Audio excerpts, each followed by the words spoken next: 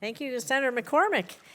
Thank you. I want to thank Chairman Risch, Ranking Member Shaheen, of course, for holding this hearing. Thank you for our witnesses for your work for testifying today. I also want to thank Senator Shaheen for highlighting the positive impact that USAID has around the world, the difference that we know we're making on the ground for so many, keeping children alive, feeding hungry people, preventing disease. So I want to just thank Senator Shaheen for that. And I want to move on and talk a little bit about empowering women in Syria, because the U.S. does have an opportunity to play a critical role in supporting Syria's political transition following the fall of Assad's regime. So I believe we should be ready to use all the tools in our toolbox to push that transitional government to be inclusive, democratic, non-sectarian. And I'm particularly interested in the role women can play in supporting the new Syria and how the U.S. could and should help to facilitate this. So, Ms. Strahl, can you talk about the current role of women in Syria's new leadership and how the administration could work with the transitional government to ensure that women are empowered to play a critical role in governance, peace building, reconstruction? Thank you, Senator, for that question. And of course, Ranking Member Shaheen must be acknowledged for her leadership and important work on women, peace, and security in this element. If only 50% of Syrian society is engaged in a conversation about the future of Syria, meaning the other 50% women are not included. If they are, then you are not listening to half of your society, and that will not lead to a stable outcome. Generally speaking, across all post-conflict societies, when transitional justice, reconstruction, and stabilization are critical, women have unique peace-building roles, unique perspectives, tend to think more about the needs of their communities.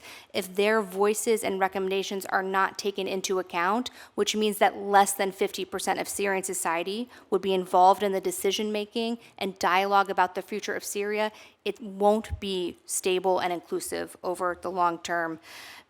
President al-Shara yesterday announced the committee that will be responsible for organizing and making recommendations for the national dialogue for Syria that he announced in his transition timeline of 3 to 5 years. There are 2 women on a committee of 7. Good start. We should see more and we should expect more.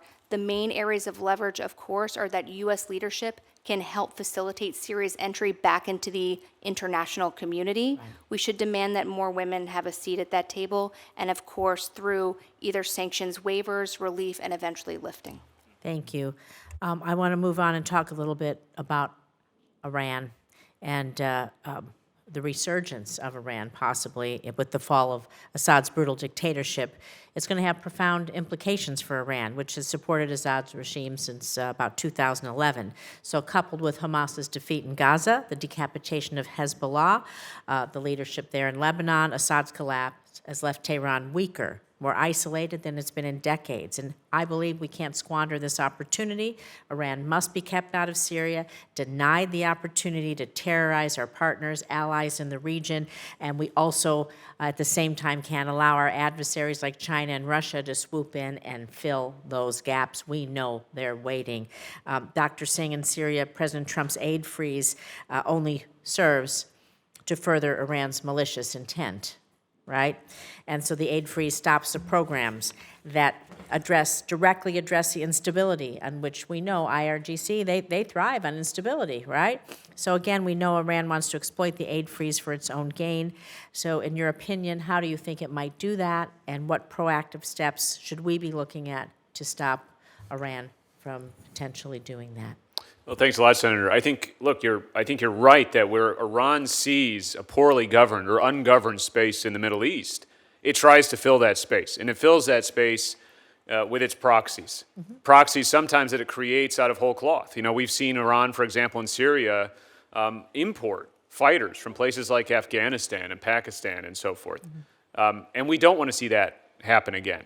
And so I would say, look, as we think about how we're going to relate to this new government, with all the tools of our power, mm-hmm. Diplomatically, intelligence sharing across the board, military, we need to set out areas of shared concern where we can try to engage pragmatically with this new government that's dominated by HTS. And this is certainly one of them.